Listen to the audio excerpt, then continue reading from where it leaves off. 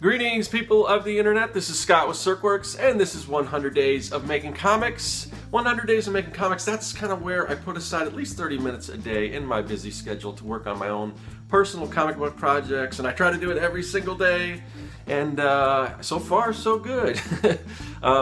Yeah, so it's Sunday, so it doesn't matter weekend or whatever, still putting in my 20 minutes a day and still putting out these videos. So that's kind of what it's all about.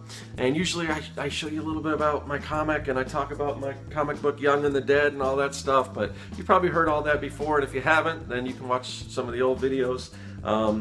Well, maybe I should talk a little bit about it. So, Young and the Dead, because I was going to bring something up here, but I want to do something a little different. As you know, I try to break it up because I don't want to just show my comic book process, because it's kind of a slow process. I mean, otherwise it's going to be the same thing every single day. So I want to switch it up a little bit. But so I just finished. I showed you this before, but I'm going to show you again. I just finished this page. As you can see, there's a little tree house in the back here, and this is a page to my comic book Young and the Dead. It's kind of like Goonies meets Night of the Living Dead. Goonies being that it's like those kid movies from the 80s where, you know, kids are the stars and it's a big adventure movie and everything. Night of the Dead meaning it involves zombies, and if you've seen Night of the Living Dead, the main characters kind of got held up in this house, and that was kind of where most of the action took place. So a lot of what happens in my book is the kids is a similar situation, but they're caught up in this treehouse. So you can see that treehouse there. And then I was, so I'm doing the treehouse, and I've done a lot of treehouses before for whatever reason, and I started thinking about that. I'm like, a lot of my projects I've done treehouses in them for one reason or another. I just kind of like that setting. It brings me back to when I was a kid where we built forts. I never had a treehouse.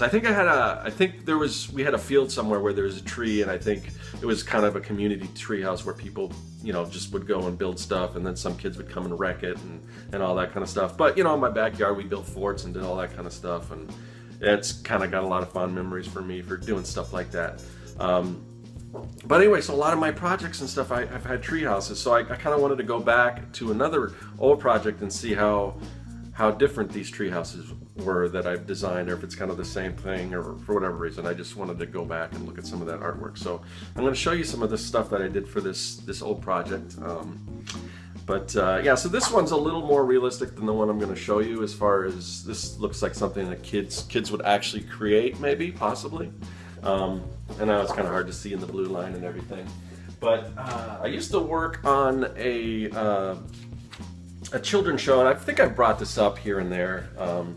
And this isn't totally comics related, but I think so far when I do some of these old things where I show old artwork and stuff that I've done, people seem to enjoy it. So I'm going to go ahead and do some more of that. I'm going to show some of my production work from this children's show that I used to create called The Adventures of Alex, and it's based on a real live gibbon ape, and kind of built the whole story around him, built a world, and he was kind of the star and everything like that. But it's like a fantasy world and everything. But so this character and his friends also lived in the treehouse. So I wanted to show you this drawing here, this concept drawing. Now this one's a little kind of wacky, more whimsical treehouse. You can see, there's a giant telescope up here and a crow's nest and the pirate flag with a smiley face. You've got you've got windows from like a submarine, and I wanted just crazy, a barbershop little thing here, a slide that goes, I would love to have this actual treehouse. Wouldn't that be awesome? So, the tire swing, but instead, the new one I did have a tire swing was a regular tire. This one's more like a big inflatable bouncy inner tube, because I wanted this really whimsical, really fun, got a little basketball hoop up here, weather vanes, and I don't know what you call those, like a smokestack and little rooster thing, an umbrella, but just something real wacky. So this is kind of the setting. This is where the action and well, not the action, but where most of the show took place, inside the treehouse there. So yeah, let me see if I can show you the interior. Let me see. I know I've got a picture in here somewhere. Sorry, get off camera here. Maybe I don't. Oh yeah, okay. So yeah, so this is inside the treehouse, And you know, you got some beanbag chairs and just a bunch of stuff. Now I did kind of in my comic book Young and the Dead, I kind of repeated some of this stuff with some of the signs, the one-way signs. I just kind of always like that, or the stop signs. And there is a trap door here, just like in Young and the Dead. So yeah, that's kind of the interior. I'll show you some other stuff. So I guess I should talk about the characters. This is the main character, Alex the ape. And as you can see, he kind of swings along on vines and everything. And the whole show, it wasn't fully animated. There were some animated sequences and everything, but mostly in the intro and everything, which I didn't do. But it was, you know, like puppet characters, kind of, I wanted to do something kind of like Jim Henson, or characters in costumes and stuff. So that's kind of the main character. Here's another pose, him kind of swinging, yelling, and I think one of the conceits was that he was an ape and he liked to swing around, but he was afraid of heights, so, or a little nervous. The whole thing, you know, it's a children's show, and it's more for like the preschool kind of market. So we wanted to show, you know, overcoming your fears and things like that and all that kind of stuff. So here's a little more, you know, just kind of straightforward version of the character. Yeah, so I mean, this was a really fun project, and I wish it would have gone further than it did. We shot a pilot and did all that stuff, and it was optioned by a studio out in California. But besides, it didn't go too far from there, and like selling a TV show is just hard work. So this is one of the characters' friend. This one was also based on a real animal that my partner in the project, this was his parrot, Tootsie, and so we made kind of a cartoon version of her, and she's kind of like a wisecracking, you know-it-all parrot. This here is the villain, the evil. I also like to do mad scientist stuff. If you've seen my circ work stuff, I do a lot of mad scientist stuff. So this is the evil Dr. Ludlow, and he's the one that wants to just destroy the environment, or like build all kinds of crazy things that will wreck the environment or whatever, because he doesn't care. All he cares about is money and profits and stuff like that. So, and this is his assistant, who, you know, he's kind of like the Igor type guy, and he kind of always tries to sabotage the mad scientists. Not necessarily because he doesn't like what he's doing, but he has dreams of being the mad scientist and everything, kind of like a Starscream type thing from Transformers. And this character is actually 3 characters called Think Tank, and they're these bottled brains that the Dr. Ludlow has, and he uses them as kind of his computer to advise him on things, and they also try to sabotage him, but for good reasons, because they don't want him to destroy the environment or anything like that. So this is a character called Bewilderbeast, and he's kind of the resident Bigfoot character. So in this world, and I'll show you a map of the whole world and everything, but you know, he's kind of the legendary Bigfoot, kind of elusive and everything, kind of what those legends are based off of.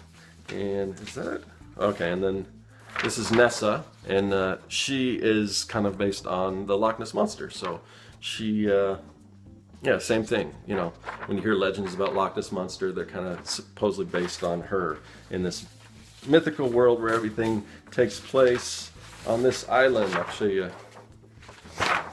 So this is the kind of the map of the island, and you got the big volcano, Mount Blister. That's the doctor's castle, and his laboratories in there. The train that goes around, and there's a major city called Megalopolis, and Gollywood, which is kind of the theme park central, you know, with the movies, and it's like a kind of a microcosm of the world kind of we live in, where there's a little bit of everything here. So a lot of, because we just wanted to create a world where we can do, you know, we had fun to play in, like a big sandbox or whatever. Let's see. So, and I've got some more. I'll just run through these. These are just little spot illustrations.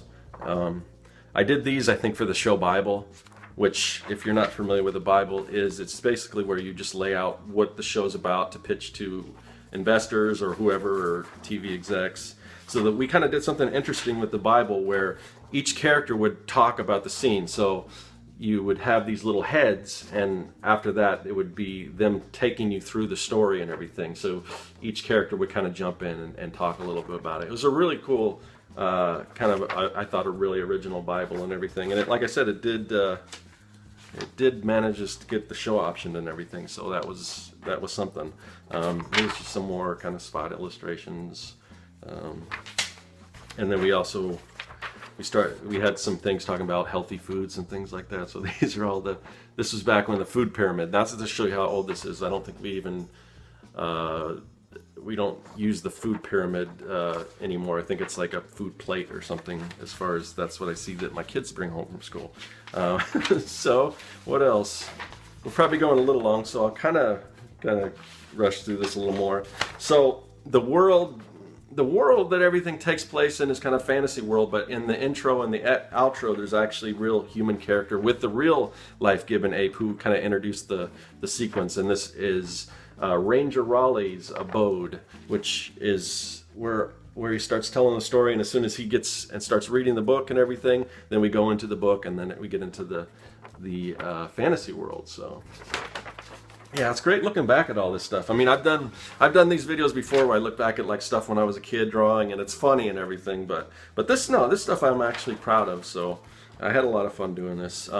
This is where the parrot works, Tootsie's Sweet Treat Shop, and it's kind of like just a malt shop kind of out in the jungle and everything, and that's where the characters go to hang out. Let's see, so what else do we got?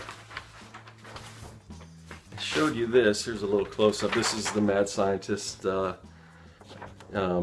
laboratory and castle, and I actually built all this stuff. Me and my brother did all the props and stuff, so we built all the, like, miniatures of this and everything for the video.